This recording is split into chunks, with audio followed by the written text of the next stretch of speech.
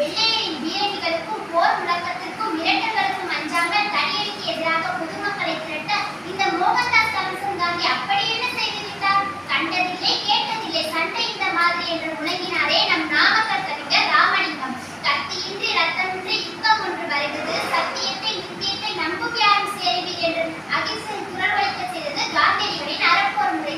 தன்னை அரை நிர்வாண பக்தி என்று விமர்சனம் செய்த இங்கிலாந்தின் பிரதமர் வின்ஸ்டன் சர்ச்சிலையே தான் வாயால் இந்திய மக்களோடு மக்களை கலந்துவிட்ட மாபெரும் தலைவர் என்று பேச வைத்தவர்தான் மகாத்மா காந்தியடி அவர்கள். வன்முறை இரண்டு பக்கம் கூர்மையான ஆயுதம் அல்லவா என்று கேட்டு வறுமையை உணரும் மக்களை ஆயுதம் ஏற்ற செய்வது அறிவுடைமை ஆகாது என்று முடிவு செய்தார்.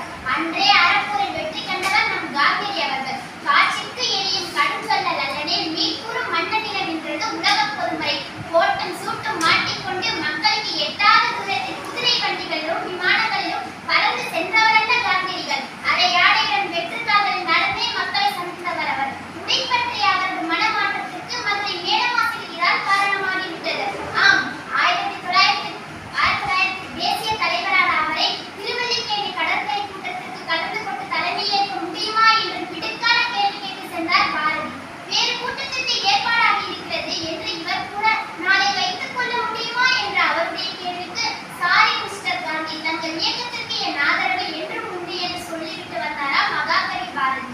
கொல்லாமை புலார் உண்ணாமை வாய்மை என்ற கொள்கை பிடிப்பிலிருந்து சற்று மாறாத காந்தியடிகளின் அறப்போர் தான் எத்தனை எத்தனை.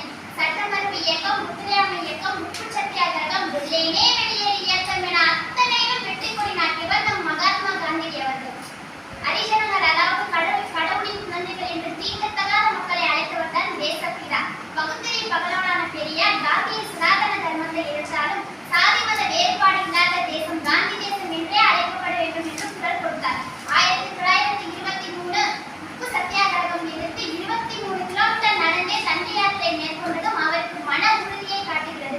இதைவிட ஒரு தலைவருக்கு என்ன வேண்டும்? தன்னை ஸ்பூட்ஸ் காரால் எட்டி வைத்த ஆகுடைய அதிகாரி சிமன்ஸுக்கு சிலையிலேயே தைத்து போட்ட செருப்பு.